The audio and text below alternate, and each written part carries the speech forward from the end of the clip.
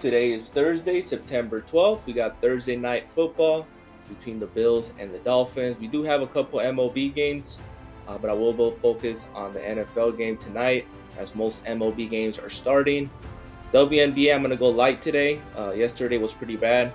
I expected a couple good games, competitive games. It ended up being a blowout, which chalked many of my slips, including my day 5 of the Ladder Day Challenge. So we started all over again. But we ended up with some great profit getting into day 5 of the Ladder Day Challenge. But let's get started on this MLB slate real quick. Some of those slips I already posted on my Discord since some of these games are about to start. Sonny Gray was one of my main picks for MLB at 6. He had 9 last time against Cincinnati. He's been averaging 7 strikeouts a game, so this was a good one. Let's head on over to pitcher strikeouts. For the later games, the only one I like is Darren McCahan going against the Nationals. He should pitch about 3 to 5 innings. He is a new pitcher for the Marlins. Mitchell Parker, I do like him going over 5. Might push against Miami, but I see him I'm projected to get 6. Ryan Pepiot might push at 5 against the Guardians. Gavin Williams a little bit too high for me against the Rays. Might take the under on that. Needs 7, but obviously he has a ceiling of 8. Bryce Miller, 5 against Texas. Nestor Cortez, I do like his hits allowed at 4.5 going against the Red Sox. You know, every time the Red Sox and the Yankees battle out, it's always a duel. So Nestor Cortez for hits allowed over. Let's see if we can find any value on pitching outs. Most of these have been bumped. Pepe was one of my favorites. He was at 17.5. He's down a full pitching out. But like I mentioned, very light. If anything, take some gobbies for MLB. Very light day for MLB. Thursday is usually the lightest day. Let's head on over to WNBA. Arika is probably my favorite for points. Obviously, it's a popular play for a reason. She had 23 last time against Liberty. She might regress though. They are playing back-to-back. So I might take Sabali. But for Sabali, I do like her points and assists or assist. Let's see where her points and assist is. It's 23.5 for rebounds.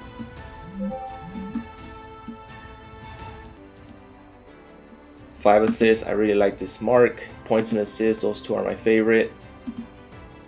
For Sabrina, last time we took her, she chalked for us. But we're going to take her for her assist. She had 11 last time against Dallas. Problem with this one might be a blowout, so I'm not sure. Big reason why I'm not going to be targeting points. Unless Sabali has a great game, which I expect her to be. But we got burned yesterday on that blowout. Technically, should have cashed. The day 5 of the Ladder Day Challenge should have cashed. If it wasn't a blowout, we would have been on to day 6 today. But we move on. Let's head on over to NFL where the bulk of my slips will be. Let's head on over to rushing yards. Josh Allen and Tua are my 2 top. Josh Allen, I got it at 37, got bumped down to 35. I think he's going to go off. He's going to have well over 40 against Dolphins. Not sure why it's being bumped down. They expect him to pass more. I do expect his passing yards to go over this time out. He was off by 8 yards last time. I believe he had 232. He's always with 246. So they expect a big passing game between them two. It's going to be a high-scoring game. But I still think he's going to get more than 40 yards. So I'm not sure why it's getting bumped down. I'm still going to take it. I already took it on my day 1 of the Ladder Day Challenge. So Tua and Josh Allen, my top 2.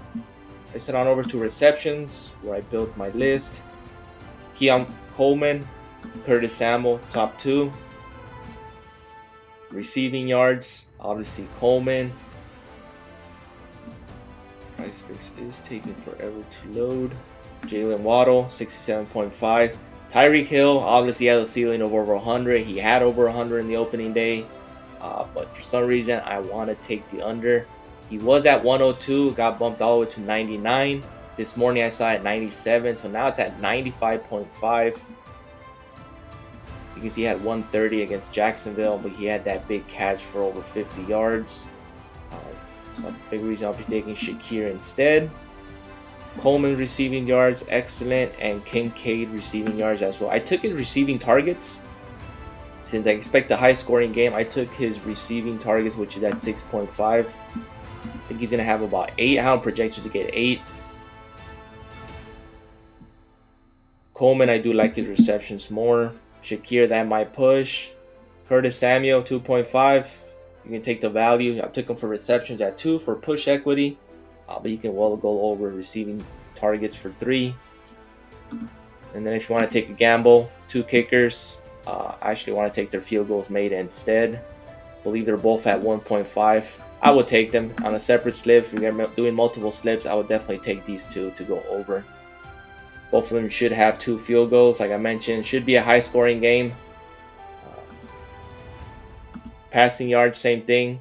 I expect both of them to go over well 200, maybe 300 yards. Probably a good prop to take a Demon, especially for Tua. I think he's going to have 300 yards plus. But I did take 2 on a separate slip and Josh Allen's passing yards. But this is probably a good opportunity for a Demon play if you're taking Demons. I took Josh Allen Goblin at 199 on a separate slip. I included it on my MLB slip. Other than that, mix and match.